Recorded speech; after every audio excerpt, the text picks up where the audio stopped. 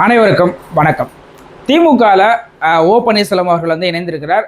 இணைஞ்சப்பவே வந்து நம்ம வந்து ஒரு வீடியோ போடலை. ஏன் போடலை அப்படின்னா, அவர் இணைந்த செய்தி வந்து எனக்கு வந்து ஒரு பெருசாக ஆச்சரியப்படக்கூடிய ஒரு பரபரப்பான ஒரு செய்தியாக வந்து எனக்கு தெரியல. ஏன் அப்படின்னா, அதுக்கு முன்னாடி நம்ம வந்து 2-3 வீடியோக்கள் போட்டோம். கன்ஃபார்மாக வந்து திமுகவுக்கு தான் வரப்போகிறோம் அப்படின்னு சொல்லிட்டு அதுக்கான காரணங்களையும் நம்ம அதில் வந்து சொல்லிட்டோம். ஸோ அதனால் அந்த வீடியோலாம் பார்க்காதவங்க நம்ம சேனலை வந்து பார்த்துக்குங்க. இந்த நிலைமைக்கு, அதாவது ஓ பன்னீர்செல்வம் அவர்களோட இந்த நிலைமைக்கு பாஜக வந்து காரணம் அப்படின்ற அந்த ஒரு பெரிய குற்றச்சாட்டு வந்து நான் மட்டுமே சொல்லலை, அரசியல் பார்வையாளர்கள் அத்தனை பேருமே சொல்லிட்டு இருக்காங்க, அரசியல் விமர்சகர்கள் அத்தனை பேரும் சொல்லிட்டு இருக்காங்க. குறிப்பாக வந்து பண்ருட்டி ராமச்சந்திரன் அவர்கள் வந்து தெளிவாகவே சொல்லியிருக்காரு. அவரோட கருத்துக்கள் ஆணித்தரமாக அப்படியே நெத்தி போட்டில் அடித்த மாதிரி சொல்லியிருக்காரு. அது என்ன சொல்லியிருக்காருன்றதையும் நான் அந்த வீடியோவில் வந்து ஷேர் பண்ணுறேன். அதை தாண்டி இன்னைக்கு வந்து ஓபிஎஸ், நாளைக்கு யார் அப்படின்றது ஒரு பெரிய கேள்வி இருக்கு. அதிமுக வந்து அழிக்கிறதா பிஜேபியோட அஜெண்டா அப்படின்னு சொல்லிட்டு நிறைய அரசியல் விமர்சகர்கள் வந்து நிறைய வந்து கருத்துக்களை வந்து பதிவு பண்ணிக்கிட்டே இருக்காங்க. அதை வந்து கொஞ்சமும் கவனத்தில் எடுத்துக்காம அதிமுக செயல்படுது அப்படின்றதான் வந்து நம்மளோட பார்வையா இருக்கு.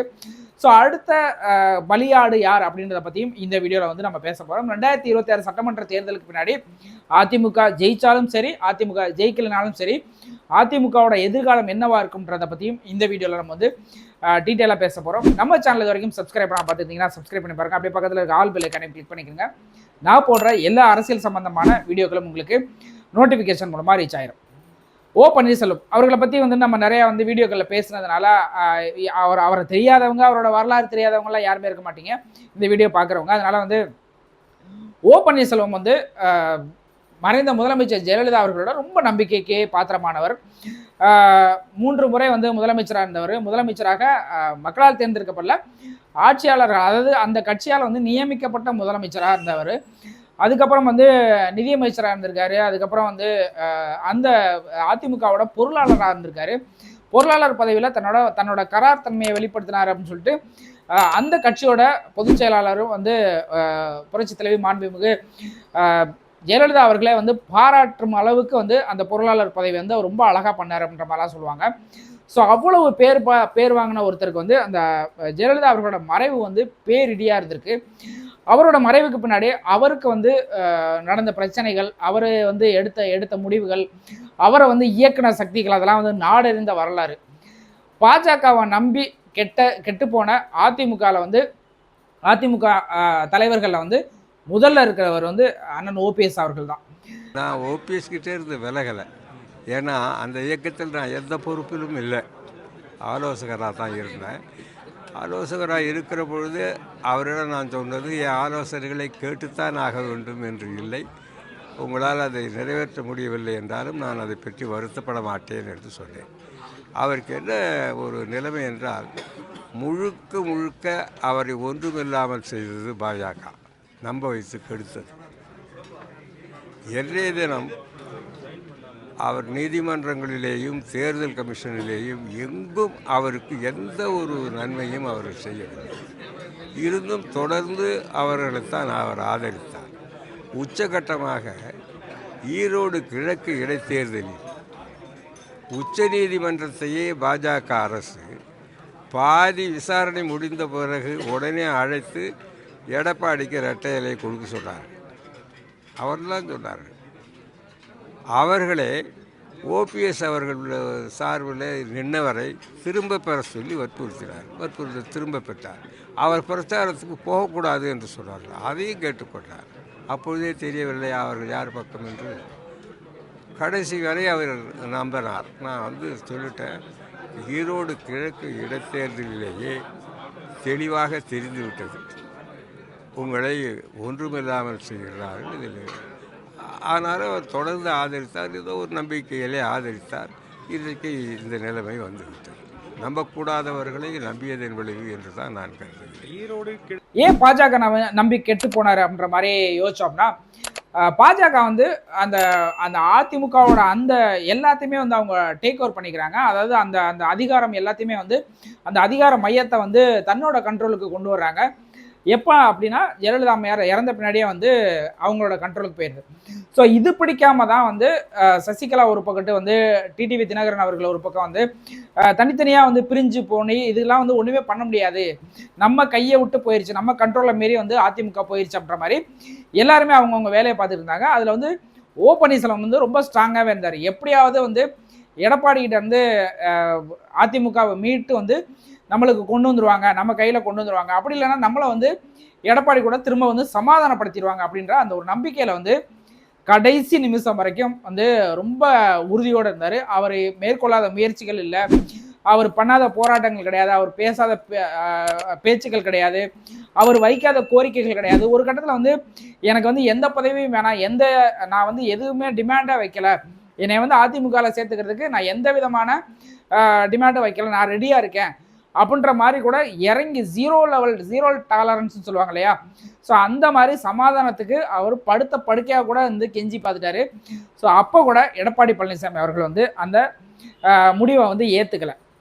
ஓகே, எடப்பாடி பழனிசாமி அவர்கள் வந்து ஏற்றுக்கல அப்படின்னா எடப்பாடி பழனிசாமி அவர்கள் வந்து தலைமையில் வந்து அதிமுக வந்து கட்டுக்கோப்பாக இருக்கா, அதிமுக வந்து வளர்ச்சி அடைஞ்சிருக்கா, அதிமுக வந்து ஒரு திமுகவை எதிர்க்கிறதுக்கான ஒரு பிரம்மாண்டமான சக்தியாக வந்து ஜெயலலிதா அம்மையார் காலத்தில் எப்படி இருந்ததோ, புரட்சித் தலைவர் எம்ஜிஆர் காலத்தில் எப்படி இருந்ததோ அதே வலிமையோட இருக்கா அப்படின்னு பார்த்தோம் அப்படின்னா கடந்த 10 தேர்தல்களை வந்து 11 தேர்தல்களை வந்து திமுக வந்து சுட்டி காட்டுறாங்க. 11 தேர்தல்களில் வந்து தோல்வி அடைந்த எடப்பாடி பழனிசாமி அப்படின்னு சொல்லிட்டு சட்டமன்ற தேர்தல், நாடாளுமன்ற தேர்தலாக வந்து உள்ளாட்சி தேர்தலாக இருக்கட்டும், இடைத்தேர்தலாக இருக்கட்டும், இப்படி எல்லா தேர்தல்களையும் வந்து அவங்க கணக்கு போட்டு 11 தேர்தலில் வந்து அதிமுக வந்து தோல்வியை தழுவிருக்கு. சில தேர்தல்களை வந்து போட்டியிடாமல் பின்வாங்கியிருக்காங்க அப்படின்ற மாதிரி கூட அந்த வரலாறு வந்து நீண்டுகிட்டே போகுது. அப்போது இந்த பிரிஞ்சிருக்க சக்திகளை வந்து ஒன்றா சேர்க்கறதுல வந்து எடப்பாடி பழனிசாமி அவர்களுக்கு வந்து என்ன ஈகோ, என்ன வந்து பிரச்சனை இருக்குது அப்படின்றது வந்து நாடறிந்த உண்மைதான். நான் வந்து அது பெருசாக வந்து புதுசாக கண்டுபிடிச்சலாம் சொல்ல. ஸோ அவருக்கு இருக்கிற ஈகோ வந்து இன்றைக்கி வந்து இந்த அதிமுக அப்படின்றது ஒரு மிக பிரம்மாண்டமான ஒரு இயக்கத்தை வந்து ஒரு பாரம்பரியமிக்க ஒரு 50 ஆண்டுகால வந்து தமிழ்நாட்டு அரசியலில் வந்து இருபெரும் ஒரு தலைவர்கள் வந்து வழிநடத்தின இந்த கட்சியை வந்து இன்றைக்கி இந்த திராவிட கொள்கைகளுக்கும் தமிழ்நாட்டுக்கும் சுத்தமும் ஒத்து வராத வந்து பாஜக கிட்ட அண்டர் கண்ட்ரோலில் வந்து போயிட்டாங்க அப்படின்ற அந்த ஒரு வேதனையை தவிர வேற எந்த சாதனையும் வந்து எடப்பாடி பழனிசாமி அவர்கள் வந்து அதிமுகவில் அவரோட அந்த பொதுச் செயலாளர் ஆட்சி காலத்தில் வந்து பண்ணலை அப்படின்றது தான் உலகறிந்த வரலாறாக இருக்குது. இப்போ வந்து கடைசியில் வந்து டிடிவி தினகரனும் எப்படியாவது ஒன்றா சேர்ந்துடணும் அப்படின்னு சொல்லிட்டு முயற்சி பண்ணுறாங்க. டிடிவி தினகரன், அதுக்கப்புறம் வந்து ஓ பன்னீர்செல்வம், அதுக்கப்புறம் சமீபத்தில் அங்கேருந்து வெளியில் வந்த செங்கோட்டையன் அவர்கள்லாம் வந்து சேர்ந்து சசிகலாவோட சேர்ந்து எல்லாரும் சேர்ந்து ஒரு திரும்ப வந்து ஒரு ரீஃபார்ம் பண்ணலாம், எல்லாரும் சேர்ந்து ஒன்றா பயணிக்கலாம் அப்படின்ற அந்த ஒரு முடிவில் வரும்போது எடப்பாடி பழனிசாமி அவர்கள் வந்து அதுக்கு ஒத்து வர மாட்டுறாரு. எடப்பாடி பழனிசாமி அவர்கள் தான் ஒத்து வர மாட்டாரா அல்லது பாஜக வந்து இவங்களை வந்து உள்ளே சேர்க்கலையா அப்படின்ற அந்த ஒரு பெரிய கேள்வியை வந்து நம்ம எழுப்ப வேண்டியதாக இருக்குது. பாஜக வந்து இந்த அதிமுகவை அழிக்கணும், அதிமுகவை உடைச்சு தனித்தனியாக பிரித்து சுக்குநூறாக்கி இந்த அதிமுகவை அழிக்கணும் அப்படின்ற அந்த அஜெண்டாவில் வந்து நீண்ட காலமாக வேலை செஞ்சுக்கிட்டே இருக்காங்க. அது வந்து கொஞ்சம் கொஞ்சமாக நிறைவேற்றிக்கிட்டே இருக்குது. இன்றைக்கி யாரை வேணாலும் போய் பார்த்துங்க, ஓ பன்னீர்செல்வம் பார்த்தீங்க அப்படின்னா அவர் கடைசி நேரம் வரைக்கும் வந்து அதாவது திமுகவில் சேர்றதுக்கான அந்த இந்த கடைசியாக ஒரு 2 மாதம் வரதுக்கு முன்னாடி வரைக்கும் பாஜக தலைவர்களை வந்து ரொம்ப நம்பிக்கிட்டு இருந்தார். அமித்ஷாவை போய் பார்க்குறது, பிரதமர் மோடி அவர்களை போய் பார்க்குறது, அந்த மாதிரின்னு சொல்லிட்டு தன்னோட எல்லா விஷயத்தையுமே வந்து அவங்கள்ட்ட போய் அப்டேட் பண்ணுறது, அவங்களோட ஆலோசனை பேரில் வந்து செயல்படுறது அப்படின்ற அந்த ஒரு நடைமுறையில் தான் அவர் இருந்தார். நீங்கள் செங்கோட்டையன் எடுத்துக்கிட்டாலும் செங்கோட்டையனை வந்து உள்கட்சி பிரச்சனை, அதில் வந்து கட்சியோட விதியை மீறி அவர் செயல்படுறாருன்னு சொல்லிட்டு அவரை நீக்குறாங்க. நீக்கின உடனே அவர் வந்து ஆப்போசிட்டில் போயிட்டு டிடிவி தினகரன் பக்கமோ அல்லது ஓபிஎஸ் பண்ணி பக்கமோ நின்றுட்டு நாங்கள் வந்து ஒருங்கிணைக்கிற முயற்சியில் வந்து நாங்கள் ஈடுபடுவோம் அப்படின்னு சொல்லும்போது நமக்கு எதிராக ஒரு சக்தி வந்து ஒரு பெரிய சக்தியாக போயிடும் அப்படின்னு சொல்லிட்டு இமீடியட்டாக வந்து அடிப்படை உறுப்பினர் பதவியிலிருந்தும் அவர் நீக்கின பின்னாடி அவரும் போன அடுத்த இடம் வந்து பார்த்தீங்க அப்படின்னா பாஜக. நேராக போய் டெல்லியில் போய் அமித்ஷா அவர்களையும் மோடி அவர்களையும் சந்திச்சுட்டு தான் வந்து தாவேக்கால சேர்றாரு. அப்போது இதுக்கெல்லாம் நீங்கள் வந்து ஒரு கோஇன்சிடென்ட் இருக்க மாதிரியே நீங்கள் பார்க்கணும். யார் வந்து அதிமுகலேருந்து வெளியில் போனாலும், அது எந்த கட்சிக்கு போனாலும், திமுகவாக இருக்கட்டும், தாவேக்காராக இருக்கட்டும், இல்லை வேறு கட்சிகளுக்காக இருக்கட்டும், எந்த கட்சிக்கு போனாலும் அவங்க முதல்ல போய் அப்பாயின்மெண்ட் கேட்குற இடம் வந்து பாஜகவாக இருக்குது. ஸோ பாஜக என்ன சொல்லுதோ, நீ திமுகவுக்கு போ, நீ அதிமுகவுக்கு போ, நீ வந்து தாவேக்காக்கு போ அப்படின்ற பாஜகவோட செயல்பாடுகளை தான் அந்த தலைவர்கள் வந்து செயல்பட்டு வராங்களே தவிர சுயமாக முடிவெடுத்து நான் வந்து அதிமுக பிடிக்காதனால இந்த கட்சிக்கு போகிறேன்னு சொல்லிட்டு நேரடியாக அங்கேருந்து வந்த தலைவர்கள் வந்து ரொம்ப ரொம்ப கம்மி. அவங்கெல்லாம் ஒரு பெரிய சேதாரத்தை வந்து அதிமுகவுக்கு ஏற்படுத்தாத தலைவர்களாக இருப்பாங்க. ஆனால் ஓ பன்னீர்செல்வம் அவர்கள் வந்து அப்படி கிடையாது. இன்னைக்கு இந்த ஒரு 5-6 ஆண்டுகளில் வேணால் அவரோட செல்வாக்கு வந்து கொஞ்சம் கொஞ்சமாக குறைஞ்சிக்கிட்டே வந்திருக்கலாமே தவிர அவருக்கு அவரோட அந்த முதலமைச்சராக இருக்கும்போதும் இருக்கட்டும் சரி, அவரோட அமைச்சராக இருக்கும்போதும் இருக்கட்டும் சரி, அவர் வந்து சட்டமன்ற உறுப்பினராக இருந்தாலும் இருக்கட்டும், ஸோ அந்த காலகட்டங்களில் அவருக்கான அந்த வாக்கு சதவீதம், அவர் சமூகத்தை சேர்ந்த வாக்கு சதவீதம், அந்த மாதிரி அவரோட செல்வாக்கு வந்து தென் மாவட்டங்களில் வந்து கொடிகட்டி பறந்தது வந்து நம்ம யாருமே வந்து மறுக்கவும் முடியாது.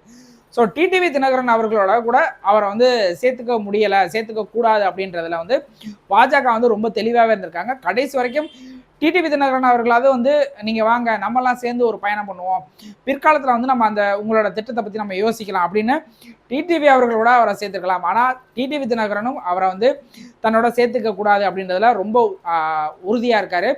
உறுதியாக இருந்தார். ஏன் இருந்தார் அப்படின்னு பார்த்தீங்க அப்படின்னா பாஜக, பின்னாடி இருக்கிற பாஜக.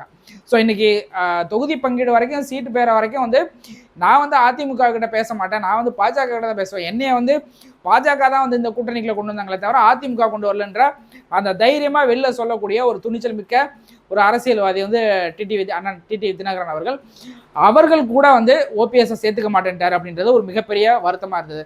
அப்போது இதெல்லாம் பார்த்துக்கிட்டே இருக்காரு. நமக்கு வந்து நம்ம வந்து அதிமுகலாம் சேர முடியாது, தனி இயக்கம் தொடங்கி இதுக்கப்புறம் வந்து நம்ம ஃபார்ம் ஆகி அதை வந்து பெருசாக வளர்த்து கட்சியை பதிவு பண்ணி ஊராக போய் பேசி ஒரு தனி அடையாளத்தோடு நம்ம வந்து தேர்தலை பயணிக்க முடியுமான்னு கேட்டால் அது ரொம்ப சாத்தியமில்லாத ஒரு வேலை. அப்போது வேற எந்த கட்சியில் சேர்றது? பாஜகவில் சேர்ந்தோம்னா பாஜகவில் ஏற்கனவே நம்மளுக்கு மரியாதை கிடையாது, நம்மளை வந்து சந்திக்க கூட விட மாட்டாங்க. அப்போ ஏன் அந்த கட்சியில் போய் சேரணும்? அப்போ தாவேக்கால சேரலாமா? தாவேக்கால செங்கோட்டையன் போய் செங்கோட்டையனுக்கு வந்து என்ன மரியாதை அங்கே கிடக்கு, செங்கோட்டையன் அவர்களுக்கு வந்து அங்கே என்ன மரியாதை இருக்குது அப்படின்றத கண்கூடா வந்து அவர் பார்த்துக்கிட்டு இருந்திருக்காரு. ஸோ அதனால் தாவேக்காலையும் போய் சேர்றதுக்கான வாய்ப்புகள் கிடையாது. அப்போது இருக்கிற ஒரே ஆப்ஷன் வந்து நம்ம வந்து அதாவது துரோகி கிட்ட போகிறத விட எதிரிகிட்ட போயிடலாம் அப்படின்ற மாதிரி எதிரி கட்சியான அந்த திமுக கிட்ட வந்து இன்னைக்கு சேர்ந்திருக்காரு. திமுகவில் அவரோட எதிர்காலம் எப்படி இருக்கும், அவருக்கு என்ன பதவிகள் கிடைக்க போகுது, அவருக்கு வந்து எம்எல்ஏ பதவி கொடுத்து அலங்காரம் பண்ண போகிறாங்களா, இல்லை அவங்க பையனுக்கு வந்து எம்பி பதவி கொடுக்க போகிறாங்களா, இதெல்லாம் வந்து அடுத்த விஷயம். ஆனால் யாரை எதிர்த்து அதிமுக வந்து நீண்ட காலமாக 50 ஆண்டு காலமாக வந்து ஒரு எதிர்த்து களம் கண்டுக்கிட்டு இருக்காங்களோ, அரசியல் களமாக இருக்கட்டும், தேர்தல் களமாக இருக்கட்டும், ரெண்டையுமே வந்து அவங்க வந்து கட்டமைச்சுக்கிட்டு இருக்காங்களோ, அந்த எதிர் அணியிலே போய் சேர்ந்தது வந்து ஒரு மிகப்பெரிய ஒரு ஒரு ஒரு வேண்டத்தகாத ஒரு விரும்பத்தகாத ஒரு அரசியல் சம்பவமாக தான் நான் பார்க்குறேன். ஆனால் அவருக்கு வர்ற விமர்சனங்களை பார்த்தீங்க அப்படின்னா அதாவது அதிமுகவில் வந்து போய் சேர்ந்துட்டார், திமுகவில் போய் சேர்ந்துட்டாரு, புரட்சி தலைவியோட ஆன்மா வந்து அவரை மன்னிக்காது, புரட்சி தலைவரோட ஆன்மா வந்து மன்னிக்காது அப்படின்ற மாதிரிலாம் வந்து பயங்கரமாக விமர்சனம் பண்ணுறாங்க. அதாவது ஸ்டாலின் அவர்களே வந்து ரொம்ப கவனமாக இருக்கணும், இவர் வந்து துரோகத்தின் உச்சக்கட்டம், இவர் வந்து எந்த விதமான துரோகத்தையும் அவர் பண்ணுவார் அப்படின்ற மாதிரிலாம் வந்து ஸ்டாலினுக்கே வந்து மெசேஜ் சொல்கிற மாதிரிலாம் வந்து அதிமுகவோட தலைவர்கள்லாம் வந்து பேசிக்கிட்டு இருக்கிறது வந்து ரொம்ப கேள்விக்குறியாக இருக்குது, ரொம்ப கேலியாகவும் இருக்குது. ஏன் அப்படின்னா ஏன் கேலியாக இருக்குது அப்படின்ற மாதிரி சொல்கிறாங்கன்னா, இந்த ஒரு 6 வருடம் ஒரு 7 வருடமாக வந்து இவர் வந்து பிரிஞ்சிருந்தார் இல்லையா, அதிமுகவுக்கும் இவருக்கும் சம்மந்தமே இல்லைன்னு எல்லாருமே ஒதுக்கி வச்சிருந்தோம் இல்லையா. அப்போ வந்து அம்மையார் ஜெயலலிதாவோட ஆன்மா வந்து ஓ பன்னீர்செல்வம் அவர்களை வந்து வாழ்த்துச்சா இல்லை திட்டுச்சா அப்படின்ற மாதிரி அந்த கேள்விக்கு வந்து பதில் சொல்லணும். புரட்சி தலைவர் அவர்களோட அந்த வழிகாட்டுதலில் வந்து அரசியலுக்கு வந்தவர், அவரோட ஆன்மா வந்து நீங்கள் ஒரு முதலமைச்சராக இருந்த ஒரு 3 முறை முதலமைச்சராக இருந்து புரட்சி தலைவரோட அடுத்த கட்ட அரசியல் வாரிசு அப்படின்னு சொல்லிட்டு புரட்சி தலைவி அம்மா அவர்களுக்கு வந்து ஒரு பெரிய நம்பிக்கையாக இருந்த, அதிமுகவே அவர் கையில் கொடுத்துட்டு போகலாம் அப்படின்ற அந்த ஒரு பெரிய நம்பிக்கையோடு இருந்த ஒரு தலைவருக்கு வந்து நீங்கள் வந்து அதிமுகவிலேருந்து அடிப்படை உறுப்பினர் பதவியிலேருந்து நீக்கும் போது புரட்சி தலைவியோட ஆன்மா வந்து உங்களை மன்னிச்சிச்சா அப்படின்ற அந்த கேள்விக்கெல்லாம் வந்து நீங்கள் பதில் சொல்லணும். எடப்பாடி பழனிசாமி அவர்கள் வந்து ஒரு பெரிய விமர்சனம் பண்ண மாட்டார், அவர் இந்த தேர்தல் பிரச்சாரங்களில் வந்து கண்டிப்பாக வந்து அதற்கு வந்து பதில் சொல்லுவார். ஆனால் கடைசி இந்த எடப்பாடி பழனிசாமி அவர்களுக்கு வந்து ஒரே ஒரு விஷயம் வந்து எனக்கு புரியவே இல்லை, இந்த அதிமுக வந்து ஒரு பெரிய இயக்கமாக இன்னும் வளர்க்கறதுக்கான முயற்சிகளை வந்து எடப்பாடி பழனிசாமி அவர்கள் வந்து இல்லை அப்படின்றத வந்து நான் புரிஞ்சுக்கிறேன். ஏன் அப்படின்னா ஒரு 11 தேர்தல்களை வந்து தோல்வி அடைஞ்சிட்டோம். நம்ம கட்சியிலேருந்து விலகி போகிறவங்கெல்லாம் வந்து ஒரு 50 ஆண்டு காலம் வந்து இந்த கட்சியில் வந்து கட்சி தொடங்கின காலத்திலேருந்து இப்போ வரைக்கும் வந்து இந்த கட்சிக்காக உழைத்தவர்கள், அல்லது இந்த கட்சியால் பயனடைந்தவர்கள், அல்லது இந்த கட்சிக்காக வந்து ஒரு பெரிய வாக்கு வங்கிகளை அவங்கவுங்க பகுதிகளில் வந்து வச்சிருக்கக்கூடிய ஒரு மிக முக்கிய தலைவர்கள். அந்த தலைவர்கள்லாம் வந்து கட்சியை விட்டு வெளியில் போகிறாங்க. இது வந்து கட்சியோட பலத்தை வந்து குறைச்சிடாதா? அப்போ இவங்களெல்லாம் சமாதானமாக பேசி ஒரு ஒருமித்த கருத்தோட உள்ள கூட்டு வரதுக்கு என்ன முயற்சிகள் பண்ணலாம் அப்படின்னு சொல்லிட்டு அந்த முயற்சிகளை வந்து எடப்பாடி பழனிசாமி அவர்கள் வந்து இது வரைக்கும் எடுக்கல. யார் மேலேயாவது அவருக்கு வந்து கோபம் வந்துருச்சு அப்படின்னா அவரோட கோபத்தை வந்து அவர் தளர்த்திக்கவே மாட்டுறாரு.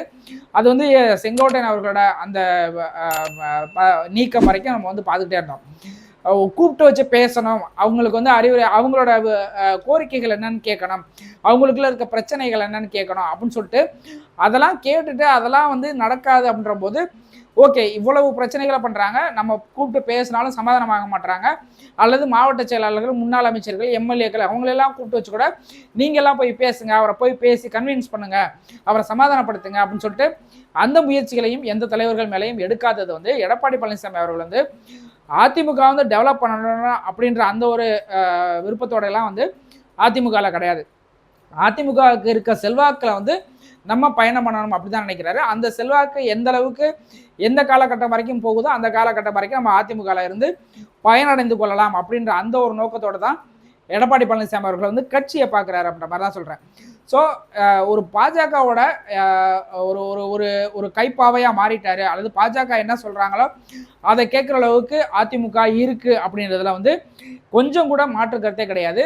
இன்னைக்கு அந்த மதுரையில் நடக்கிற அந்த அந்த ஒரு பெரிய பொதுக்கூட்டத்தில், அந்த தேர்தல் பிரச்சார பொதுக்கூட்டத்தில் பெரியாரோட ஒரு பக்கத்து அண்ணாவோட படம், ஒரு பக்கத்து பெரியாரோட படம். அந்த பெரியாரோட படம் வைக்கிறதுக்கு முன்னாடியே வந்து ஒன்று பாஜக வந்து சொல்லியிருக்கணும், இல்லை பெரியாரோட படம் வைக்க வேண்டாம், நாங்கள் கூட்டணியில் இருக்கிறதுனால எங்களுக்கு வந்து எங்களோட கொள்கைக்கு ஒத்து வரதா தலைவரோட புகைப்படத்தை வந்து நீங்கள் வைக்க வேண்டாம், ஒரு காமனாக வைங்க, அப்படி இல்லைன்னா 2 தலைவர்களோட புகைப்படமும் வேண்டாம், பொதுவாக வந்து சின்னங்களை வைக்கலாம், அப்படின்னா இன்றைய தலைவர்களோட புகைப்படங்களை வச்சுட்டு அதோட நிறுத்திக்கலாம்ன்ற மாதிரி விட்டுருக்கலாம். ஆனால் பெரியாரோட படத்தை வந்து வச்சுட்டு மறுநாள் வந்து அதை கீழே இறக்குனதுங்கிறது, இதை எப்படி வந்து அதிமுக தலைவர்கள் வந்து அனுமதிச்சாங்க, அதிமுகவோட தலைமையை அனுமதிச்சது, எடப்பாடி பழனிசாமி அவர்கள் வந்து அனுமதிச்சாங்க அப்படின்றது தான் ஒரு பெரிய கேள்விக்குறியா இருக்கு. இதெல்லாம் வச்சு பார்க்கும்போது தான் எடப்பாடி பழனிசாமி அவர்கள் வந்து பாஜக என்ன சொன்னாலும் அப்படியே கேட்குறாரு.